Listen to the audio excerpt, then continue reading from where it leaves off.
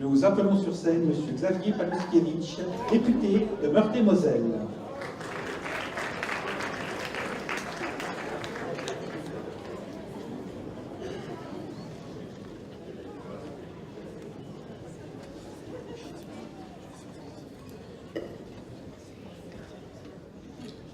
Bonsoir à tous. La bienséance républicaine voudrait que je débute par vous, monsieur le sous-préfet. Aussi me permettrez-vous de débuter par saluer monsieur le maire, conscient que la dite bienséance républicaine vaille que je ne l'oublie surtout pas. Monsieur le maire, monsieur le sous-préfet, madame la sénatrice, messieurs les sénateurs, monsieur le ministre, monsieur le consul général d'Italie, madame la représentante du président du conseil départemental de Meurthe-et-Moselle, monsieur le président du conseil départemental de Moselle, monsieur le président de la CCPHVA, je vais faire plus court en disant CCPHVA, monsieur le président de la communauté d'agglomération de Longwy ou la Cale, mesdames, messieurs les représentants des conseils régionaux et du conseil régional et départemental, monsieur l'échevin de la ville d'Esch-sur-Alzette, mesdames, messieurs les élus, monsieur le président du festival, chers bénévoles, chers amis, chers tous, en vos grades et qualités. Je pense donc avoir oublié personne. Tout comme l'année dernière, ce rendez-vous annuel me touche, me fascine particulièrement, a fortiori, vous le savez, je suis né ici, et c'est très probablement la raison pour laquelle je m'y sens très très bien. Ceci devant peut-être s'expliquer par le fait d'avoir une mère d'origine italienne, à moins que mes origines polonaises aient eu raison du plaisir toujours revendiqué pour un Polonais de boire un coup juste après. Le festival du film italien de Villerue, pour sûr, est-ce une véritable histoire de passion. Une histoire d'hommes, c'est de femmes, bien sûr, une histoire d'art qui font assurément vivre notre territoire depuis maintenant plus de 40 ans. Plus de 40 ans. Et le moins que nous puissions dire, c'est que ceci, évidemment, ne nous rajeunit pas. De surcroît, quand on sait que ce festival va débuter par un excellent film, devrais-je dire un monument, signé du maître Julien Duvivier, Le Petit Monde de Don Camillo.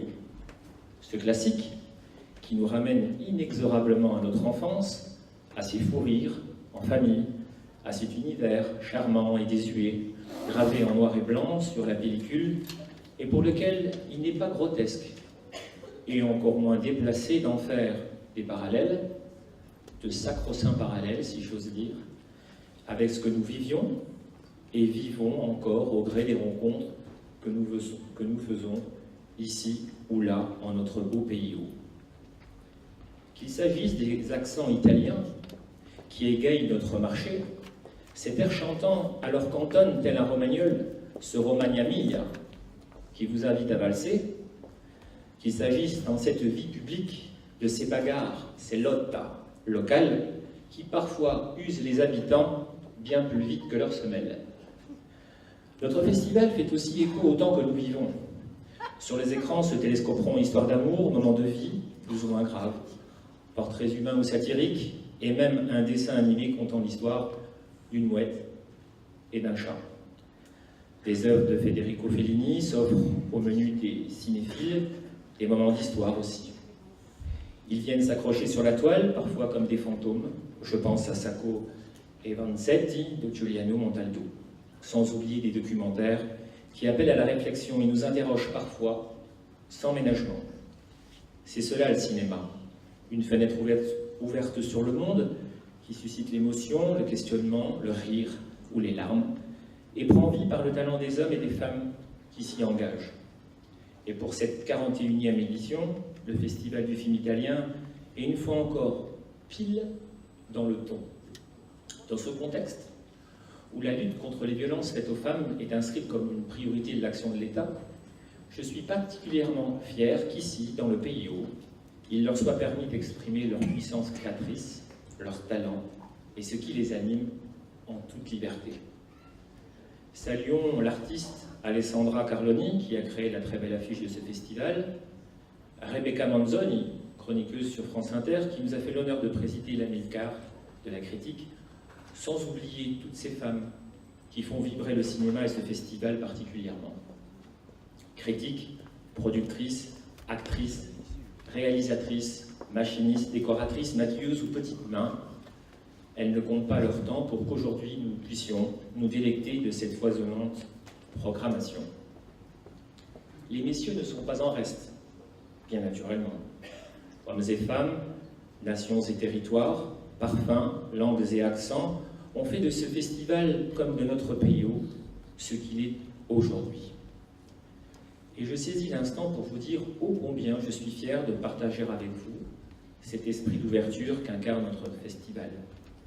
Il est le creuset où se mélangent culture italienne, histoire du pays, valeurs et caractère de ses habitants. Mieux, il avance et traverse les frontières pour aller se porter chez nos voisins luxembourgeois. Il paraîtrait même, selon de petits murmures parvenus à mes grandes oreilles, quand notre capitale parisienne, devrait voir débarquer le festival du film italien de Villerue. Tiens donc. Gageons que nos amis parisiens ne seront pas trop effrayés par cette déferlante de bonne humeur et de vitalité dont nous tous, ici, avons le secret. Au programme cette année, que de concerts, de rencontres professionnelles, que de tables rondes et dédicaces qui jalonneront ces 15 prochains jours. C'est là vraiment tout l'ADN de ce festival. Permettre les rencontres, créer l'événement, vivre avec son époque et faire passer des messages et de l'émotion. Pour tout cela, j'adresse mes sincères remerciements à l'équipe organisatrice de ce rendez-vous devenu incontournable et qui porte haut les couleurs de notre territoire. Pour autant, ce festival se part d'une vertu supplémentaire, essentielle à mes yeux. Réunir ce qui, a priori, n'était pas intrinsèquement fait pour se rejoindre et se comprendre.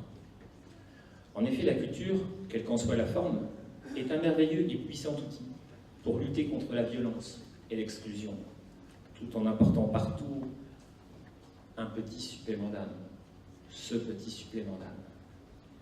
Et Franck Riester, ce nouveau ministre de la Culture, que je connais particulièrement, d'en résumer l'esprit, je le cite.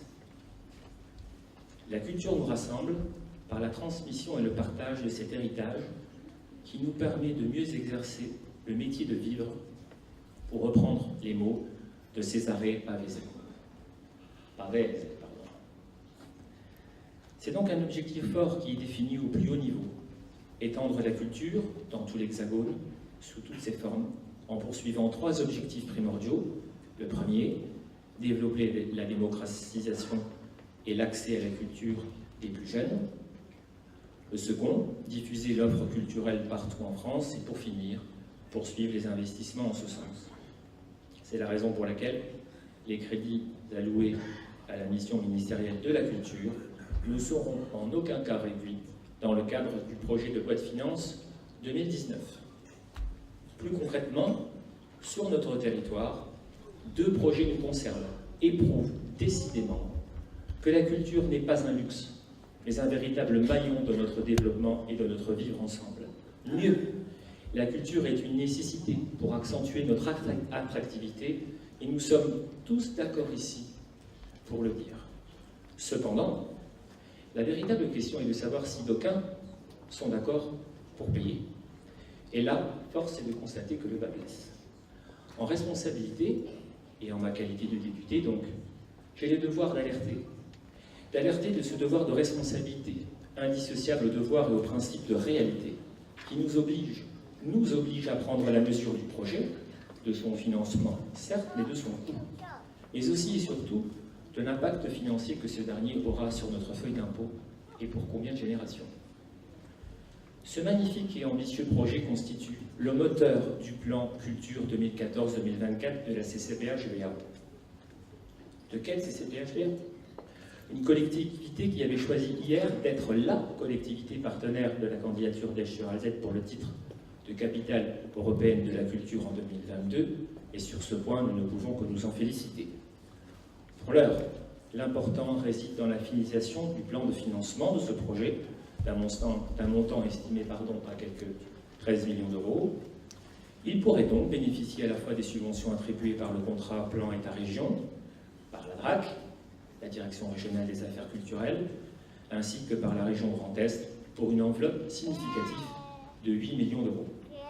Ce dispositif est un atout majeur qui, à n'en pas douter, renforcerait et accélérerait le développement, la compétitivité et l'attractivité de notre belle région Lorraine, au regard du fait que ces divers financements n'abondent que les investissements, et donc le coût des constructions du bâtiment.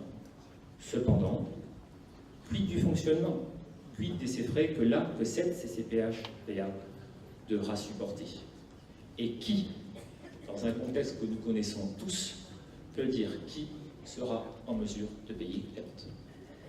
Il faut également souligner l'engagement du Conseil départemental de Meurthe-et-Moselle, qui souhaite s'impliquer dans ce projet en le subventionnant à hauteur de 500 000 €. Mais quid de celui du Conseil départemental de la Moselle?